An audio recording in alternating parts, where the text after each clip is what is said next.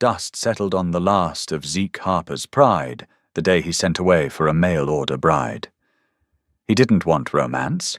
He wanted a woman with calloused hands to feed the damn chickens while he fought a ruthless bank for his dying land. He expected a docile spinster grateful for a roof. What stepped off the stagecoach was Hannah. She didn't look at his broad shoulders. She looked at his rotting wagon wheels. This isn't a fairy tale. It's a story of dirt debt, and the kind of survival built with a hammer. Mud caked the floorboards of the depot, thick and frozen into jagged ridges. Zeke Harper stood near the pot-belly stove, radiating a smell of wood smoke, old leather, and desperation. He was a mountain man by trade, a trapper who had spent 15 years pulling pelts from the freezing creeks of the high country. Now he was a farmer, and he was failing at it miserably. He pulled his collar up against the draft, slicing through the depot's poorly hung door. Outside, the Wyoming wind shrieked, driving sleet sideways across the dirt street. Zeke checked his pocket watch. The glass was cracked. The hands read 3 hours past due. When the stagecoach finally rumbled into view, it didn't look like a vessel of hope. It looked like a battered wooden box held together by spit and frozen mud. Zeke stepped out onto the boardwalk. He didn't know what to expect. His advertisement had been brutally honest: need a strong woman for a remote homestead. Rough living. Must know how to tend poultry and keep a fire. No time for courting. The heavy coach door swung open. A single passenger stepped down. Hannah Caldwell did not stumble. She didn't pause to adjust a bonnet or look around with wide, frightened eyes. She wore a heavy wool coat that had seen better decades, dyed a practical, unforgiving grey. Her boots hit the frozen dirt with a heavy thud. She turned back to the driver, grabbed the handle of her own trunk, and hauled it off the rack before the man could even offer a hand. Zeke stepped forward. He towered over her, a massive wall of muscle and bare skin. "You, Hannah." She looked up. Her eyes were the color of slate sharp and completely devoid of sentiment. They scanned his unkempt beard, the dirt under his fingernails, and the frayed cuffs of his coat. "I am. You're Ezekiel Harper." "Zeke." He reached for the trunk. "Let me take that." "I've got it this far," she said, though she relinquished her grip when he effortlessly hoisted the heavy wooden box onto his shoulder. "Is the wagon close? My feet are freezing, and I have no desire to stand in the street exchanging pleasantries we don't mean." Zeke blinked. He liked her immediately. Liked her. The ride to the homestead was 12 miles of spine-rattling ruts. They didn't speak. Zeke drove the team, his jaw set, staring straight ahead at the bruised, purple clouds massing over the peaks. He felt the weight of her presence on the bench beside him. She didn't complain about the cold. She didn't complain when the wagon hit a hole that nearly threw her onto the floorboards. She simply held onto the side rail, her knuckles white, her gaze fixed on the brutal landscape. He wondered what kind of misery back east drove a woman to sign her life away, to a stranger in the middle of nowhere. He didn't ask. He had his own misery to tend to. Dusk was falling when they cleared the tree line, and the homestead came into view. Zeke felt a hot flush of shame crawl up his neck. To call it a farm was a generous lie. It was a clearing hacked out of the pine forest, dominated by a sagging log cabin with a roof that dipped dangerously in the middle. The barn was half-finished, leaning to the left. The chicken coop was a chaotic assembly of scrap wood and rusted wire. A single half-starved hound barked from under the porch, too cold to actually come out and greet them. Zeke pulled back on the reins. "Whoa!" Hannah sat perfectly still. She looked at the cabin. She looked at the sagging barn. She looked at the patch of cleared dirt that was supposed to be a garden. "The bank owns most of it." Zeke said, his voice a low, defensive rumble. It was the first thing he had said in 2 hours. "I bought it 3 years ago when the trapping dried up. I'm a hunter, not a sodbuster. I try, but the coyotes get the birds, the frost gets the crops, and the roof leaks. I needed someone to keep the domestic side from falling apart while I felled timber to pay the note." He waited for her to cry. He waited for her to demand he turn the wagon around. Hannah slowly turned her head to look at him. "Do you have coffee?" Yeah, inside. Good. She climbed down from the wagon. We'll need it. We have a lot of work to do tomorrow. She walked toward the cabin, her posture rigid, her grey coat snapping in the wind. Zeke sat on the wagon bench for a long moment, staring at her back. He had wanted a wife to feed the chickens. He had a sudden sinking suspicion he had just invited a hurricane into his home. He clicked his tongue, urging the horses toward the lean-to. The wind howled through the pines, but for the first time in months, the homestead didn't feel like a graveyard. It felt like a battleground. Morning came with the sound of splitting wood. Zeke opened his eyes, staring at the ceiling joists. His back ached. He had surrendered the only bed to Hannah, taking a bedroll near the hearth. The cabin was freezing, but the smell of strong, chicory-laced coffee hung in the air. He sat up, rubbing the sleep and grit from his eyes. The door was slightly ajar. He pulled on his boots, his breath pluming in the frigid air, and walked out onto the porch. Hannah was in the yard. She wasn't holding a skillet or a broom. She was holding his heavy splitting maul, bringing it down on a round of pine with a sharp, exhaled grunt. The wood split cleanly. She tossed the halves into a pile, wiped her brow with the back of a gloved hand, and reached for another log. "You're going to ruin your back doing that," Zeke said, leaning against the doorframe. Hannah didn't stop. She hoisted them all. Thwack. "Someone has to build the fire, Mr. Harper. I woke up freezing. You were snoring?" Zeke scowled. He stepped off the porch, walked over and took the maul from her hands. He didn't ask. He just pulled it away. "Inside. Fire's my job. You tend the house." Hannah looked at him, her chest heaving slightly. "The house is tended. The coffee is made. The hound is fed. Now I am trying to keep us from freezing to death. Just go check the chickens." Zeke muttered, bringing the maul down with enough force to shatter the log into 4 pieces. Hannah didn't argue. She turned and walked toward the miserable structure that served as a coop. Zeke watched her go, feeling a strange mix of annoyance and respect. He was used to being alone. He was used to his failures being private. Having an audience, especially one with sharp slate eyes, was grating on his nerves. 10 minutes later, Zeke carried an armful of wood into the cabin. Hannah was sitting at the small, scarred plank table. Spread out before her were his papers. Zeke dropped the wood by the hearth with a clatter. "What are you doing?" Hannah looked up. She held a pencil in one hand, tracing a line down the center of a soiled piece of ledger paper. "I found these in the tin box under the flour sack.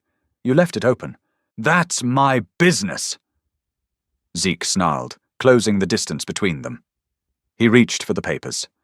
Hannah slammed her hand down on the ledger, her palm flat against the numbers. Her gaze shot up, meeting his anger with a cold, unyielding stare. "It is our business now, Ezekiel. You signed a paper at the registry office yesterday making me your wife. That makes this my debt too." Zeke froze his hand hovering over hers. He had spent his life fighting grizzly bears, outlaws, and ice storms. He wasn't afraid of much, but the absolute authority in her voice made him hesitate. "You owe $300 to the Territorial Bank." Hannah said, her voice dropping an octave, losing its heat and becoming dangerously calm. "Your next payment is due in 5 weeks.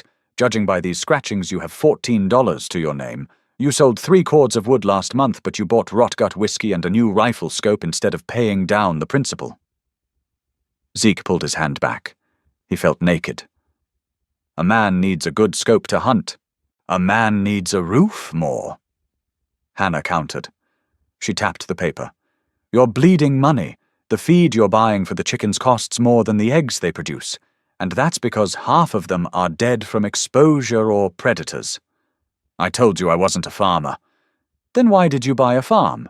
Zeke turned away, bracing his hands on the mantel above the hearth. He stared into the dead ashes. "Because the mountains are empty. The beaver are gone. The world is changing, Hannah. Men like me, we're getting pushed out. I wanted a piece of ground they couldn't take from me. They are going to take it," Hannah said softly. The harshness bled out of her voice, leaving only cold, hard truth. "In exactly 5 weeks they will send a sheriff out here, and they will take it. unless we change how this place operates. Zeke looked back at her over his shoulder. Hannah stood up. She gathered the papers and stacked them neatly. I didn't travel 2,000 miles to be evicted. I grew up in a tenement in Boston. I worked a textile loom until my lungs bled. I came here for land. I don't care how ruined it is. We are going to fix it. How? Zeke scoffed. You gonna sew the roof back together? No, Hannah said, walking past him toward the door. I'm going to fix the coop. You are going to take your wagon into town and sell the new rifle scope. With that money, we are buying proper lumber and nails, not whiskey. Zeke bristled. Nobody tells me what to sell. Hannah stopped with her hand on the iron latch. She didn't turn around. You wanted a wife to tend the chickens, Zeke. If you want chickens to tend, you'll sell the scope. She walked out, letting the door click shut behind her. Zeke stood in the quiet cabin. He looked at his rifle resting in the corner. He looked at the neat stack of papers on the table. He rubbed his jaw, feeling the rough bristles of his beard. A slow, reluctant smirk touched the corner of his mouth. He grabbed his coat. It was going to be a long day. Town was a mud-choked hellhole of false front buildings and desperate men, and Zeke hated every second he spent there. He stood at the counter of the mercantile, the polished brass of his newly acquired rifle scope resting heavy on the scarred wood. The merchant, a weasel-faced man named O'Malley, eyed the glass with greedy appreciation before counting out a meager stack of crumpled bills and silver coins. It was a fraction of what Zeke had paid. He swallowed his pride, scooped the money into his calloused palm, and walked straight to the lumber yard. He returned to the homestead, just as the sun dipped behind the jagged spine of the mountains, casting long, bruised shadows across the snowpack. Hannah was waiting on the porch. She didn't greet him with a smile. She simply walked to the back of the wagon and inspected the load. Fresh-milled pine boards, 2 heavy rolls of tight-weave chicken wire, a keg of iron nails.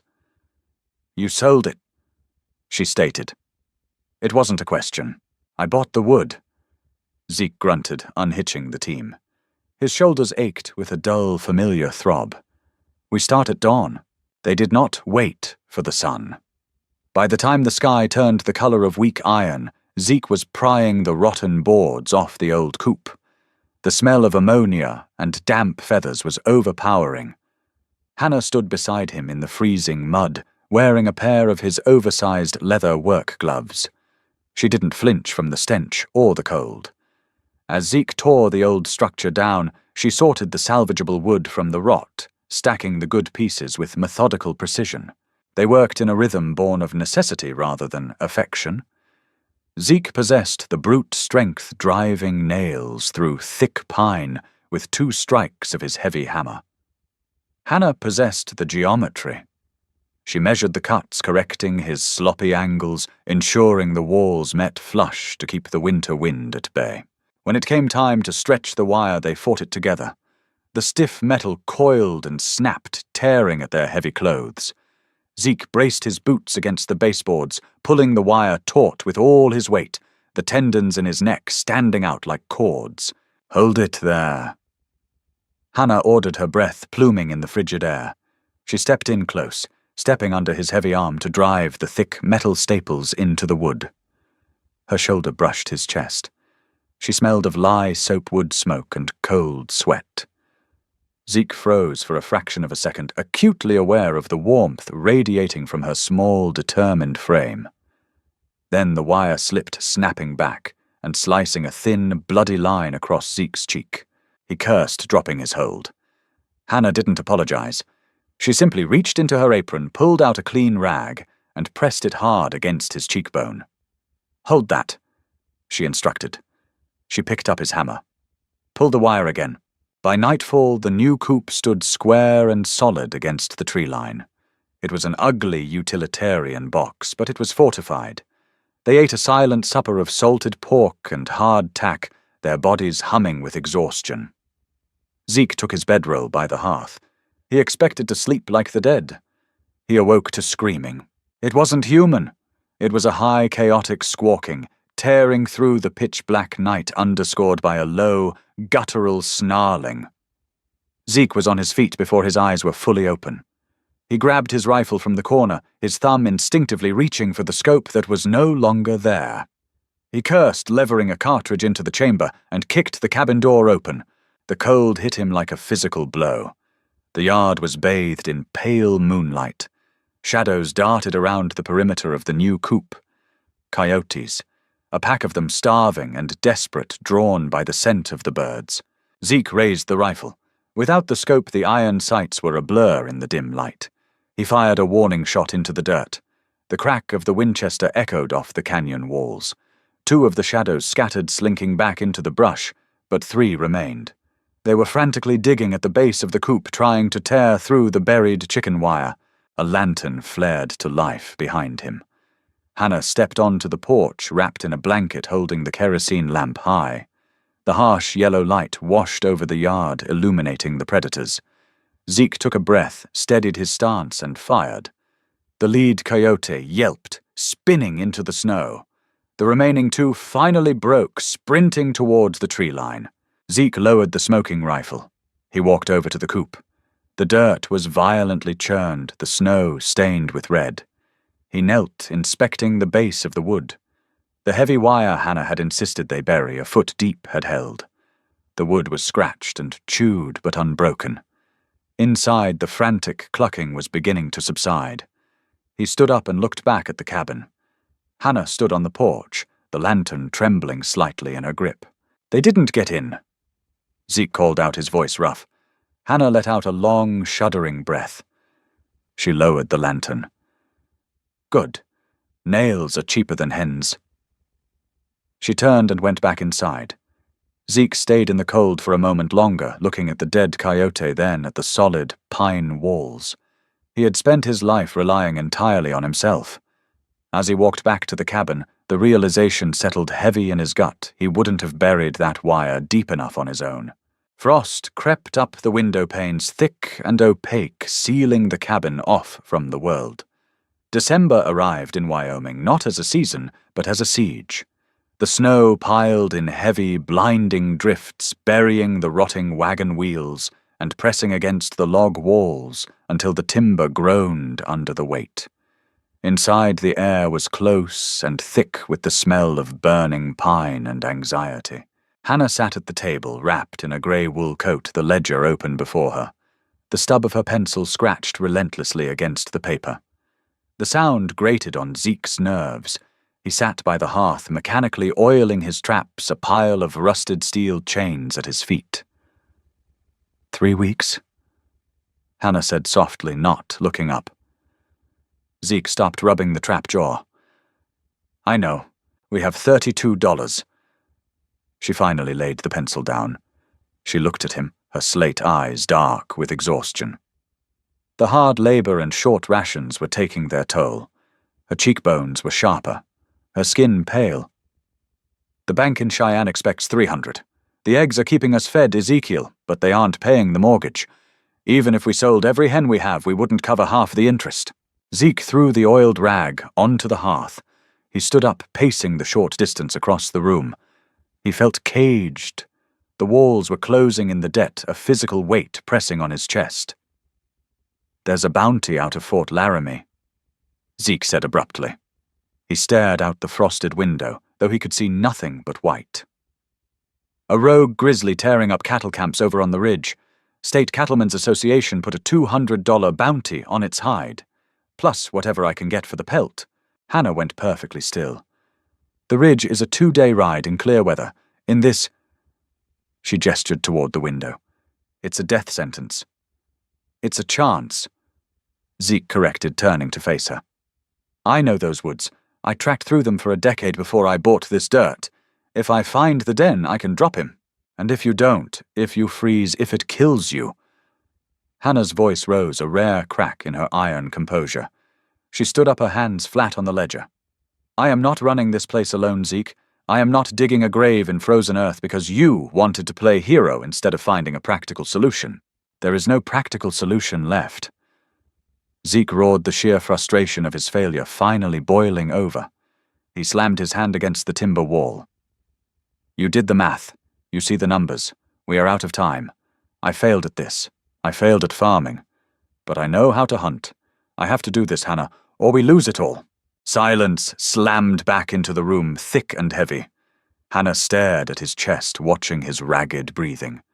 Slowly the anger bled out of her posture. She walked around the table, stopping inches from him. She reached out her small, cold hand, gripping the thick wool of his coat lapel. "You bring that pelt back," she whispered, her voice fierce and low. "You do not die out there. You owe me a farm." Zeke looked down into her eyes. For the first time he saw past the slate-grey pragmatism. He saw fear. He placed his massive hand over hers. "I'll be back." He left at first light, leading his sure-footed roan gelding through snow that reached the animal's chest. Hannah watched from the porch until the swirling white swallowed him whole. Then she turned back to the yard. She had a war of her own to fight. The blizzard hit the next afternoon. The wind shrieked like a dying animal, tearing at the shingles of the cabin and driving snow through the chinks in the logs. The temperature plummeted so fast it cracked a clay pitcher sitting on the kitchen table. Hannah did not stop moving. Every 4 hours she wrapped herself in every piece of clothing she possessed, tied a thick rope around her waist, and anchored the other end to the heavy iron ring beside the front door. She waded into the whiteout. The snow was blinding, stinging her eyes like crushed glass. She had to chop through 6 inches of solid ice in the trough just to give the horses water.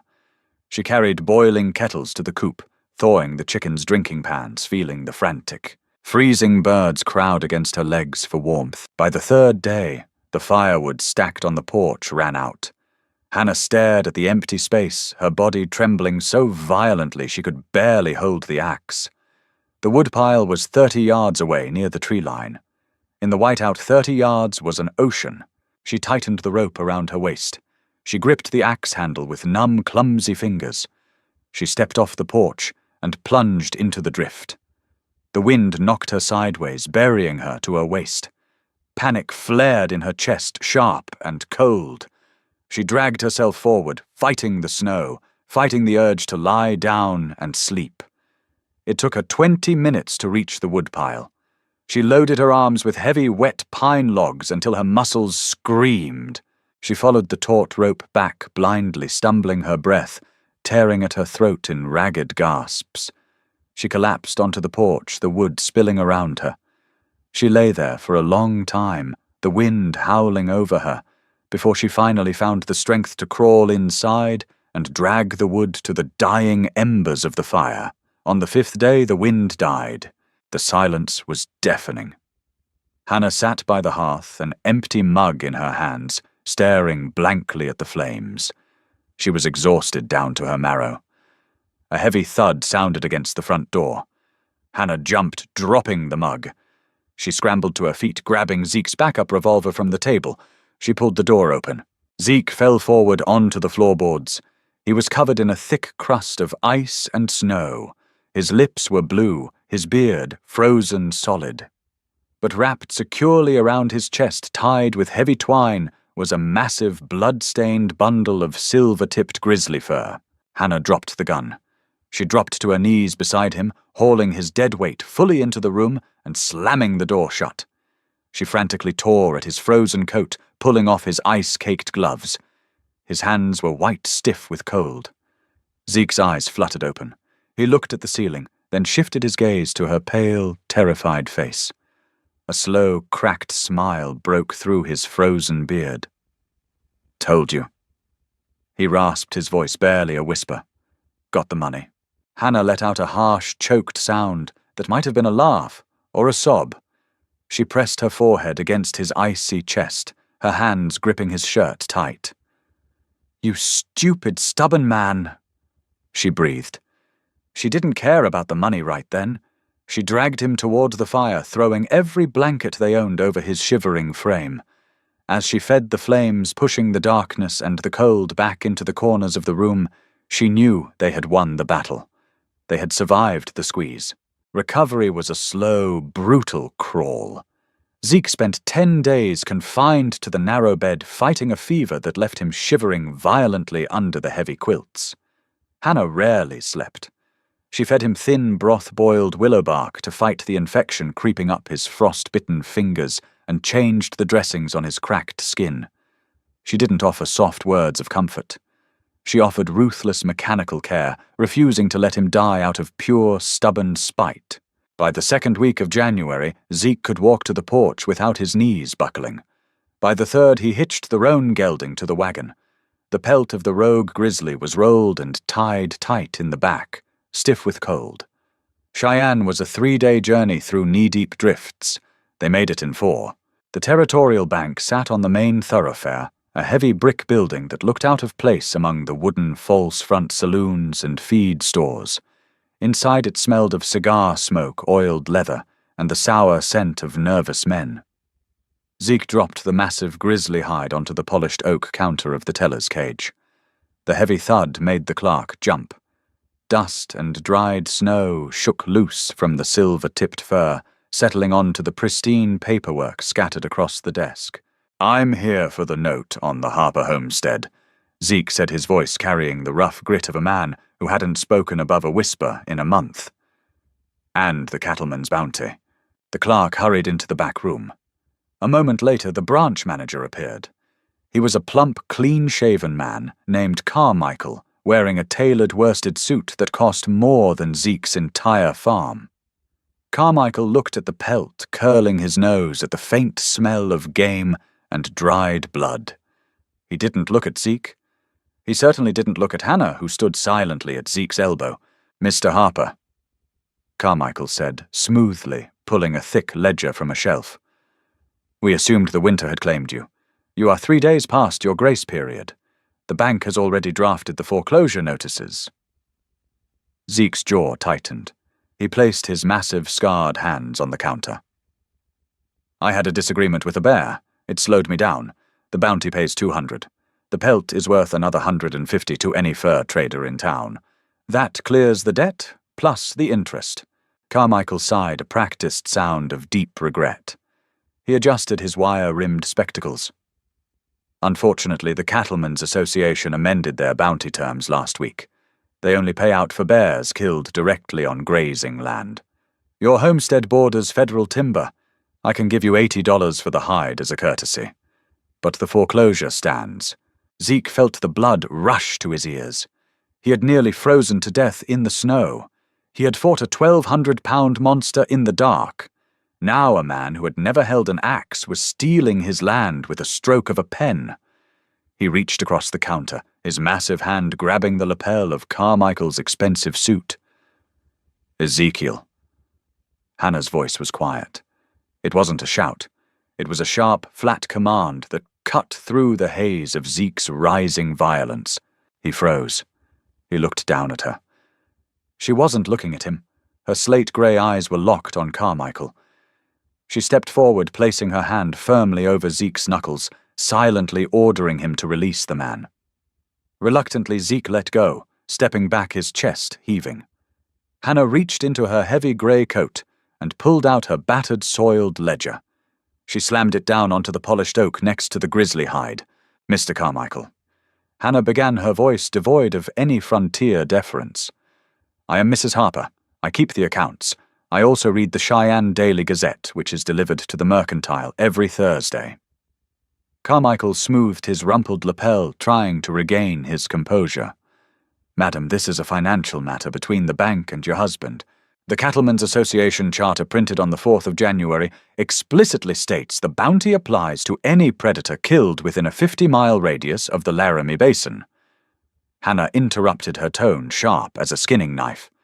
"Our homestead sits exactly 42 miles from the basin edge.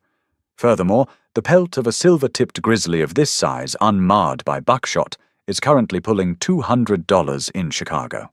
If you attempt to steal this land over a manufactured technicality, I will not just take my business to the competing bank across the street. I will take this hide to the editor of the Gazette and explain exactly how Territorial Bank treats the men who bleed to protect this county's beef." Silence fell over the lobby. 2 ranchers standing near the door stopped talking, turning to watch the confrontation. Carmichael stared at the small, fierce woman in the ragged grey coat. He looked at the massive, bruised mountain man standing right behind her, radiating lethal intent. He looked back at the Gazette clipping Hannah had produced from the pages of her ledger and slapped onto the counter. The banker cleared his throat. He reached for a dip pen, uncorking an inkwell with trembling fingers. "Let me double-check the survey lines, Mrs. Harper. It is possible there was a clerical error regarding your proximity to the basin." 10 minutes later, Zeke and Hannah walked out into the freezing mud of the street. Zeke held a stamped piece of heavy vellum in his hand. The deed, cleared for the year. The bank had taken the pelt and the bounty and handed over $40 in surplus coin. Zeke stopped by the wagon. He looked down at the deed, then looked at Hannah. The wind whipped her loose hair across her face. She looked exhausted, pale, and entirely triumphant. "You read the Gazette?" Zeke asked, his voice low. "Every week," Hannah replied, climbing onto the wagon bench. "Information is just as heavy as an axe, Zeke. You just have to know how to swing it." He stared at her for a long moment. He had wanted a wife to tend the chickens. He had married a general. He folded the deed, tucked it into his breast pocket, and climbed up beside her. April did not arrive with blooming wild roses and gentle breezes. It arrived with a localized flood. The spring thaw broke the back of the winter, melting the heavy snowpack in a matter of days, and turning the homestead into an ocean of thick, sucking, foul-smelling mud. Zeke hated the mud more than the ice. Ice he could conquer with fire and steel. Mud just dragged him down. He stood in the center of the clearing rain, slicking his hair to his forehead, wrestling with a stubborn mule and a rusted iron plow. He was a trapper. He understood the migration patterns of elk and the exact tension needed to snap a beaver trap. He did not understand dirt. The soil of the homestead was stubbornly packed with river rock and thick fibrous pine roots. Every 3 feet the plow blade caught, jerking the heavy wooden handles violently. "Pull, you miserable bastard!" Zeke roared, snapping the reins against the mule's flank. The animal merely laid its ears back and refused to move, anchored in the muck. Zeke dropped the handles, wiping a mixture of rain and sweat from his eyes. His shoulders burned. They needed to plant oats and winter wheat. They needed root vegetables. The $40 from the bank would only buy so much flour, and the mountain game would thin out as the summer heat pushed the herds higher. If they didn't get seed in the ground this week, they would starve by November. Fighting the dirt won't make it softer. Zeke turned. Hannah stood at the edge of the field. She wore a canvas apron over her dress, her boots encased in thick layers of mud. She carried a wooden bucket in each hand, water sloshing over the brims. She had not been idle. While Zeke fought the plow, Hannah had been waging her own war. With the surplus bank money, she had refused to buy comfort items. No coffee, no sugar, no new boots. Instead, she had bought 50 Rhode Island red chicks from a passing freight wagon. The new coop was already full of frantic, peeping life. She walked out into the field, her steps heavy and deliberate. She set the buckets down next to the plow. "Drink." Zeke picked up a tin cup, resting by the bucket, dipped it, and drank deeply. The water was cold, cutting through the dust in his throat.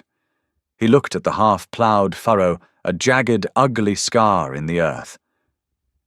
"This land wasn't meant for farming, Hannah. It's too rocky. The soil is too thin. I'm breaking the mule, and I'm breaking my back." Hannah crouched down, ignoring the mud soaking into the hem of her skirt. She dug her bare hands into the freshly turned earth, pulling up a handful of wet soil. She rubbed it between her fingers, feeling the grit of the sand and the organic slick of decomposing pine needles. "It's not Iowa topsoil." She agreed, her voice flat and practical. She stood up, wiping her hands on her canvas apron. "But it's ours, and it drains well. We don't need it to grow perfect wheat. We just need it to grow enough feed." Zeke leaned against the mule's flank. "Feed for what, the 50 chicks you bought?" 200 chicks. Hannah corrected him. Zeke choked on his water, coughing violently. 200. Where the hell are we going to put 200 chickens? "We are going to build a second coop," Hannah said, pointing toward a dry rise near the tree line. "And then a third. The mining camps at South Pass are exploding. Thousands of men digging holes in the ground, and none of them have time to farm. They are paying exorbitant prices for salted meat that tastes like boot leather. They want fresh eggs. They want fresh poultry. I spoke to a freighter in Laramie.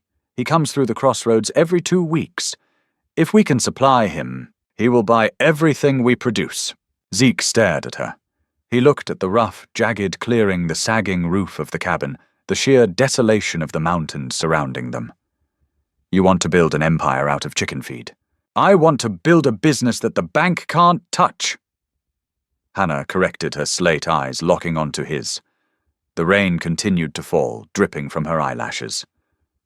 "You saved this land with a rifle, Zeke, but we can't shoot our way through the next 30 years. You have the strength to build the infrastructure. I have the head to manage the freight lines. We stop trying to be sodbusters and we become suppliers." Zeke looked down at his blistered, mud-caked hands. He had spent his whole life running away from civilization, retreating higher into the mountains as the towns crept westward. He had bought this land as a final hideout. But looking at Hannah standing in the freezing rain with mud on her face and absolute fire in her eyes, he realized the frontier was gone. Survival didn't mean hiding anymore. It meant fighting back with ledgers and supply lines. He looked at the rusted plow. He hated it. But he looked at Hannah and he realized he didn't hate the life she was proposing. He stepped forward, closing the distance between them. He reached out his massive, calloused hand, gently wiping a streak of mud from her cheek. It was the first time he had touched her outside of necessity. Her breath hitched slightly, but she didn't pull away. 200 chickens. Zeke murmured, a slow, rough smile breaking through his beard. "I'm going to need a lot more wire." "You're going to need to finish plowing this field first," Hannah replied, her voice softening just a fraction, a ghost of a smile touching the corners of her mouth. "They need oats." Zeke laughed, a deep, rumbling sound that startled the mule. He turned back to the handles, gripping the iron tight. "Ha!" he shouted, slapping the reins. He drove his weight forward, forcing the blade through the roots. The earth tore open, dark and rich with promise, as the rain washed the past away. Summer hit the valley like an anvil. It baked the mud into concrete and turned the air inside the cabin into a suffocating, stagnant heat. But out on the rise, catching the cross breeze from the canyon, the new coop stood as a testament to pure, unadulterated grit. Zeke did not stop swinging his hammer until September. He built 3 longhouses, each 80 feet in length, framed with sturdy lodgepole pine and wrapped in double layers of heavy wire. He designed them with drop-hinged sides to let the air flow, a trick he remembered from curing meat in the high country. He stopped looking at the land as an adversary and started treating it like a foundation. Hannah managed the chaos. She didn't just tend the flock. She orchestrated a sprawling, filthy, high-yield operation. She wore a stained canvas apron over a dress she had hacked off at the ankles to keep out of the muck. Her hands, once pale from the Boston textile mills, were now deeply tanned, rough as sandstone, and stained yellow from cracked corn and iodine. She commanded an army of 400 Rhode Island Reds. The noise was a constant deafening clatter that drowned out the wind in the pines. The smell of ammonia dust and warm feathers hung over the homestead like a fog. It wasn't romantic. It was industry. On a blisteringly hot Tuesday, the freighter wagon rumbled into the yard. Amos Tucker was a broad-shouldered, hard-eyed man who ran supplies over the treacherous South Pass to the gold camps. He pulled his heavy draft horses to a halt, spitting a stream of dark tobacco juice into the dust as he surveyed the operation. Hannah stood on the loading dock Zeke had built the week before. Stacked waist-high behind her were wooden crates neatly packed with straw and holding over 1,200 eggs, flanked by 50 dressed birds packed in salt ice. Amos climbed down, boots crunching on the dry dirt. He didn't look at Hannah. He looked past her, searching for the man of the property. "Harper around. Mr. Harper is felling timber for the winter store?" Hannah said, her voice carrying the sharp, metallic ring of a woman who had no time for pleasantries. "I handle the freight accounts. You brought the crates I requested." Amos finally looked at her. A dismissive smirk touched his sunburned face. "I brought 'em, but the market's getting soft in the camps, little lady. Lots of cattle moving up from Texas. Beef is cheap. I can give you 3 cents a dozen for the eggs, half price on the birds." Hannah didn't blink. She reached into her pocket, pulled out a small, leather-bound book, and opened it. She didn't look at the pages. She just held it open as a prop. The Texas trail herds are bogged down in the Platte River mud. Hannah stated, her slate eyes locking onto the freighter. "They've lost hundreds of head-to-hoof rot. The camps haven't seen fresh beef in 3 weeks. They are eating salt pork and suffering from scurvy. A fresh egg in South Pass is currently trading for 10 cents in hard silver. I am offering you a wholesale rate of 5 cents a dozen, which guarantees you a 100% profit margin for merely driving a wagon. Take the deal, Mr. Tucker, or turn your horses around. I have a secondary freighter coming from Cheyenne tomorrow who will gladly take the route." There was no secondary freighter. Zeke, standing waist-deep in the tree line with an axe resting on his shoulder, knew that. He watched the exchange, a slow, deep pride swelling in his chest. Amos stared at her, his jaw tight. He shifted his weight, looking at the pristine, carefully packed crates, then back to Hannah's unwavering face. He spat again. 5 cents. You load 'em." "We load them together," Hannah corrected, snapping the book shut. That night, after the wagon had rumbled away under a heavy moon, leaving behind a heavy leather pouch of silver coins, the adrenaline finally crashed. The cabin was quiet. Zeke sat by the open window, the cool night air pulling the heat from his shoulders. He was whittling a new handle for a broken hoe. Hannah sat at the table, a single kerosene lamp illuminating the ledger. She was moving coins from the pouch into a heavy iron strongbox. Clink, clink, clink. "That bluff," Zeke said quietly, pausing his knife. "About the Cheyenne freighter. It was a hell of a gamble. If Amos had walked, those eggs would have rotted by Sunday." Hannah didn't look up. "He wasn't going to walk. He's a greedy man. Greedy men don't leave money on the table to prove a point." She dragged the last silver dollar across the wood, dropping it into the box. She closed the heavy iron lid. "We have enough to buy out the banknote entirely. The land is ours, Ezekiel, free and clear." Zeke laid the knife down. He stood up, crossing the small room.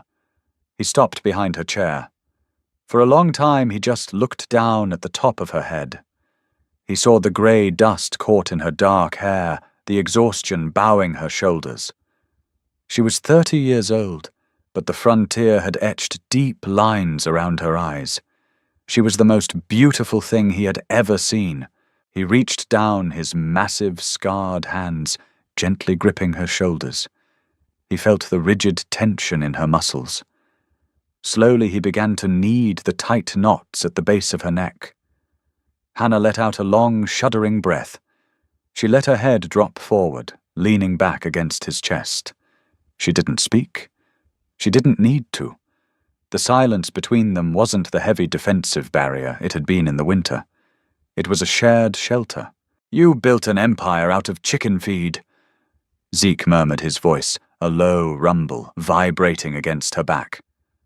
Hannah reached up her rough hand, covering his where it rested on her collarbone. "We built it," she corrected softly. "Go to sleep, Zeke. Tomorrow we expand the South Run." October brought a bitter early frost and a broken axle. Amos Tucker never showed up. For 3 days, Hannah paced the porch, watching the eastern horizon. The crates stacked in the cold store shed were reaching their limit. 600 pounds of dressed poultry and 3,000 eggs representing 2 months of grueling labor sat waiting to spoil.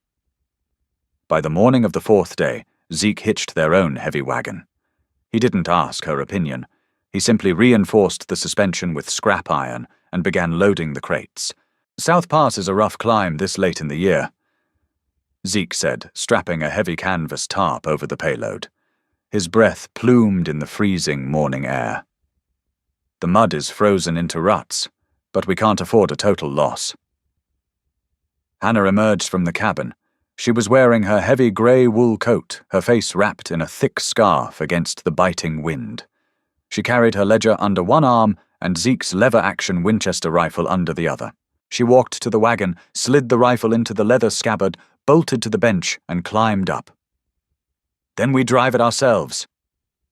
Zeke didn't argue. He knew better. He swung up beside her, took the heavy leather reins, and clicked his tongue. The draft horses strained against the frozen mud, and the heavy wagon groaned into motion.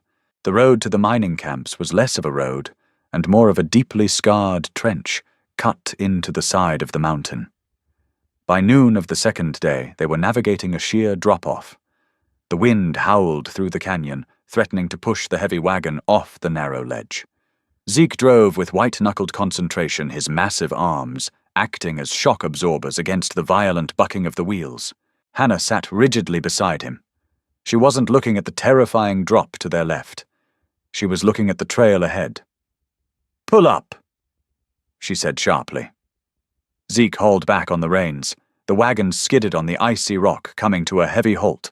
50 yards ahead, the trail widened into a small plateau. Blocking the bottleneck were 3 riders. Their horses were raw-boned and lathered. The men wore heavy canvas dusters, their faces obscured by the shadows of low-pulled hats.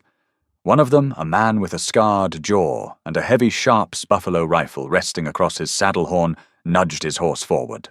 Road agents. The camps were flush with gold dust, and the trails leading in were prime hunting grounds for men who preferred stealing wages to digging for them. "Looks like a heavy load, farmer." The scarred man called out, his voice echoing off the canyon walls. "Trail toll is $50, or we take the cargo and leave you the wagon." Zeke wrapped the reins tightly around the iron brake lever. He didn't reach for the Winchester in the scabbard. He kept his hands resting casually on his knees. "I'm not a farmer," Zeke said. His voice was dangerously calm, a low tectonic rumble that carried over the wind. "And there is no toll on federal land." The scarred man laughed, an ugly, grating sound. He raised the heavy barrel of the Sharps rifle, pointing it squarely at Zeke's chest. "Federal land ends where my bullet starts, big man. Toss down the strongbox." Zeke didn't move. He calculated the distance. 50 yards. Too far to rush them, too close to miss. If he reached for the Winchester, the man with the Sharps would put a hole through his ribs before the rifle cleared the leather. He felt a slight shift on the bench beside him. Hannah stood up. She didn't cower behind Zeke. She stepped out onto the narrow wooden footboard, exposing herself entirely to the wind and the guns. In her hands, perfectly level, and braced against her shoulder, was a sawed-off 10-gauge double-barrel shotgun Zeke hadn't even realized she had brought out of the cabin. "The cargo is fragile," Hannah shouted, her voice echoing with absolute, terrifying authority. "If you fire that rifle, you will spook my team. They will back this wagon off the ledge, and your stolen goods will be scattered across the canyon floor." The scarred man hesitated, his eyes narrowing at the small woman holding a weapon that could blow a man in half. "Furthermore," Hannah continued, cocking both at hammers with a loud, simultaneous double click that cut through the wind. "This scattergun is loaded with buck and ball. At this spread I do not have to aim. If you do not turn those horses around in exactly 3 seconds, I will clear this path myself." For a breathless, hanging moment, the canyon was dead silent. The outlaws looked at the massive mountain man staring them down with cold, dead eyes. They looked at the fierce woman holding the 10-gauge without a tremor in her hands.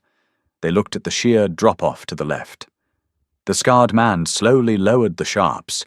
He spat into the dirt, jerked his reins hard, and spurred his horse past the wagon, his 2 companions right behind him. Zeke watched them go until they disappeared around the bend. Slowly he unspooled the reins. He looked up at Hannah. She uncocked the hammers, her hands shaking so violently she nearly dropped the heavy weapon. She slumped back onto the bench, burying her face in her cold, gloved hands, taking ragged, gasping breaths. Zeke didn't say a word. He reached over, pulling her solidly against his side, wrapping his heavy, bearskin-clad arm around her shaking shoulders. He tucked the shotgun under his own boot, holding her tight as he urged the horses forward. They weren't just surviving the frontier anymore. They were conquering it. Together. South Pass reeked of sulphur-stale whiskey and desperation. Canvas tents clung to the scarred hillsides like dirty bandages. Men with hollow eyes and mud-caked boots stopped in the street staring as Zeke drove the heavy wagon through the main thoroughfare. They weren't looking at him. They were looking at the wooden crates. Zeke kept his right hand resting casually on the Winchester stock.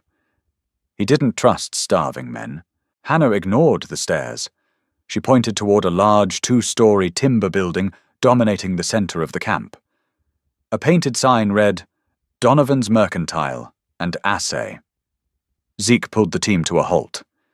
He stayed on the bench keeping watch while Hannah climbed down. She carried a single small wooden box under her arm. Inside the Mercantile was a chaotic mess of pickaxes, canvas pants, and tin pans. A heavy-set man with a thick red beard stood behind a wire mesh counter, weighing gold dust on a brass scale. Hannah walked past a line of grimy miners. She set her wooden box on the counter. The bearded man looked up, his brow furrowing in irritation. "Line starts at the back, lady." Hannah unlatched the box. She pushed it across the scarred wood. Resting on a bed of clean straw was a single, flawless brown egg. Beside it lay a dressed, pale-skinned pullet, fresh and completely devoid of rot. The Mercantile owner stopped breathing. The miners in line leaned in, staring at the food as if it were a fist-sized gold nugget. "I have 3,000 of those eggs in the wagon outside," Hannah said, her voice carrying clearly through the silent room. "And 600 pounds of dressed poultry packed in salt ice. I am looking for Arthur Donovan." The bearded man wiped his hands on his apron. "You're speaking to him. Your men are dying of scurvy and eating boot leather, Mr. Donovan. I am offering you a monopoly on fresh provisions for the next 3 months. 60 cents a dozen for the eggs, $1.20 a head for the birds." Donovan choked. 60 cents? That's robbery. I can buy a whole steer in Cheyenne for $10. "Then drive to Cheyenne," Hannah countered softly. She closed the box. She didn't hesitate. She turned to walk away. "Wait." Donovan slammed his hand on the counter. He looked at the starving miners watching him with dangerous hollow eyes. He looked back at Hannah. He reached under the counter and pulled out a heavy canvas sack. "Pull the wagon around back. I pay in dust. We weigh it out right now." Hannah nodded once. "Bring your own men to unload. My husband is tired." They left South Pass 4 hours later. The crates were gone. In their place sat a strong box, so heavy Zeke had to use both hands to lift it onto the wagon bed. They didn't speak for the first 10 miles. The adrenaline of the outlaw encounter and the sheer tension of the mining camp slowly bled out of their systems, leaving behind a bone-deep exhaustion. Zeke looked down at the strong box. It held enough raw gold to buy out the banknote, buy a neighboring section of land, and build a house with glass windows and a shingled roof. He looked at Hannah.